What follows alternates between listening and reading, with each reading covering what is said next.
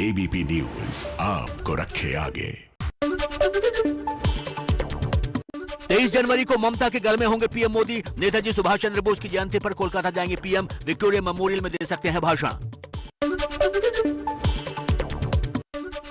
कल बंगाल में एक दूसरे के गढ़ में चुनौती देंगे ममता बनर्जी और शुभेंदु अधिकारी। कल नंदीग्राम में ममता की रैली होगी और दक्षिण कोलकाता में शुभेंदु अधिकारी रोड शो करेंगे। बंगाल में चुनावी मिशन के लिए बीजेपी निकालेगी रथ यात्रा। बंगाल की सभी 294 सीटों से होकर गुजरेंगे बीजेपी के 5 रथ। फरवरी में होगी रथ यात्रा। टीएमसी सांसद कल्याण बनर्जी के बिगड़े बोल। कहा, बीजेपी के लोग दुष्कर्म करने के बाद जय श्री राम के नारे लगा रहे हैं। बीजेपी सांसद राकेश सिन्हा बोले, ममता की पार्टी मुस्लिम तुष्टीकरण कर रही है।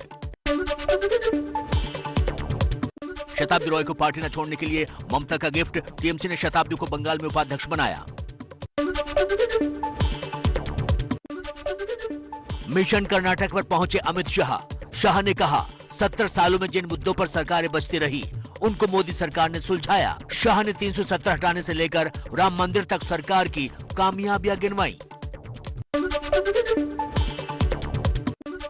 26 जनवरी को किसानों ने ट्रैक्टर मार्च का ऐलान किया। किसान नेता बोले, तिरंगे झंडे के साथ ट्रैक्टर मार्च निकालेंगे, लेकिन गणतंत्र दिवस की परेड में बाधा नहीं डालेंगे। लुधियाना से दिल्ली के लिए रवाना हुई ट्रैक्टरों की कतार। किसान बोले, 1 लाख ट्रैक्टरों के साथ 26 जनवरी को रैली करेंगे। किसान आंदोलन पर कृषि मंत्री नरेंद्र तोमर ने कहा, सुप्रीम कोर्ट के आदेश के बाद क्यों जारी है धरना। बोले, कानून रद्द करने की मांग के अलावा दूसरे विकल्प दें किसान।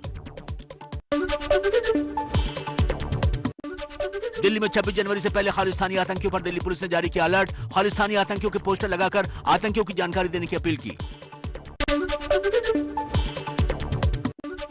वैक्सीन पर सवाल उठाने वालों को एम्स के निदेशक का जवाब। कहा, वैक्सीन पूरी तरह से सुरक्षित, साइड इफेक्ट की बात गलत। लोगों को बचाना है तो वैक्सीन लगानी होगी। कर्नाटक के बगलकोट में गृह मंत्री अमित शाह बोले, नए कृषि कानून से किसान मजबूत हुए। किसान अब देश में कहीं भी अपनी फसल बेच सकते हैं। बोले, नए कानून से किसानों की आय बढ़ेगी। स्टैच्यू ऑफ यूनिटी तक पहुंचना आसान हुआ। पीएम मोदी ने गुजरात के अलावा 6 राज्यों में केवड़िया स्टेशन के लिए 8 नई ट्रेनों को हरी झंडी दिखाई।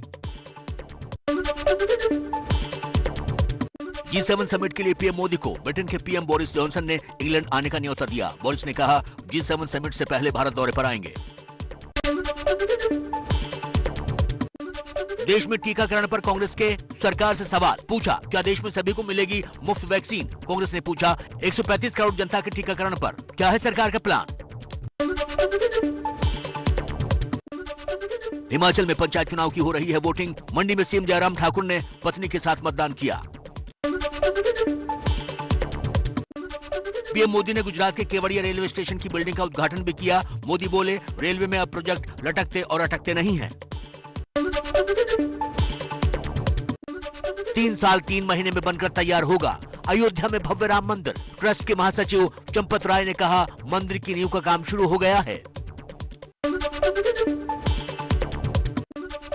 इंडिगो मैनेजर रुपेश के मर्डर पर सियासत जारी। आज परिवार से मिलने पहुंचे तेजस्वी यादव। तेजस्वी बोले, इस हत्याकांड के पीछे सरकार का कोई मंत्री भी हो सकता है।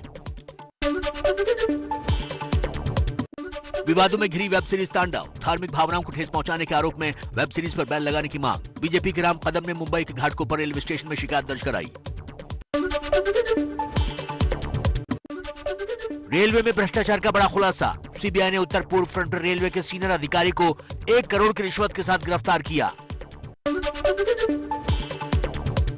केरल के तिरुवनंतपुरम में मालाबार एक्सप्रेस के लगेज कंपार्टमेंट में आग लगने से हड़कंप मचा। समय रहते आग पर काबू पाया गया। हादसे में सभी सुरक्षित। राजस्थान के जालौर में दर्दनाक हादसा। बिजली के हाई टेंशन तार की चपेट में आई बस। बस में करंट फैलने से झुलसकर 6 लोगों की मौत, 17 घायल हुए। ठंड के बीच कोहरा हो रहा है जानलेवा। यूपी में मथुरा एक्सप्रेस वे पर 5 से ज्यादा गाड़ियां आपस में टकराई। 6 लोग घायल हो गए। ब्रिस्बेन टेस्ट में भारत की पहली पारी 336 रन पर खत्म हुई। शार्दुल ठाकुर और सुंदर वॉशिंगटन ने 123 रन बनाए।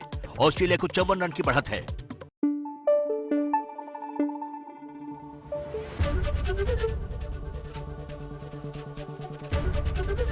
एबीपी न्यूज आपको रखे आगे।